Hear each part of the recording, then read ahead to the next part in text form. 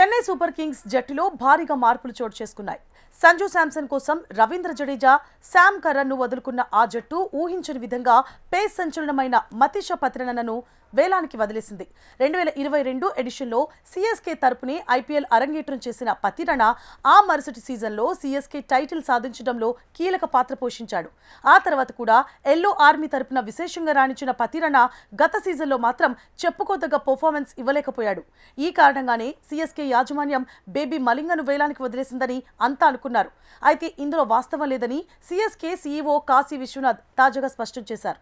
జట్టు వ్యూహాల్లో భాగంగా పతిరణను వదులుకోక తప్పలేదని వివరణిచ్చారు. పర్సు బరువు పెంచుకోవడం కోసం ఈ నిర్ణయం తప్పలేదని అన్నారు.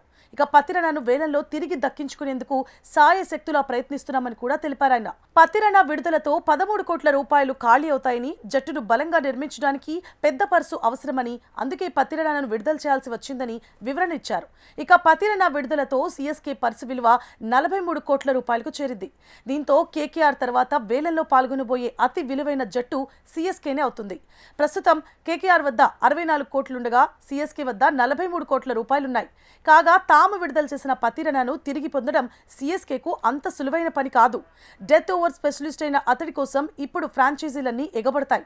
సిఎస్కే వ్యూహంతో పతిరణను తక్కువ ధరకు పొందాలని ఏ వ్యూహంతో అయితే విడుదల చేసిందో ఆ వ్యూహం బెడిసి కొట్టొచ్చు.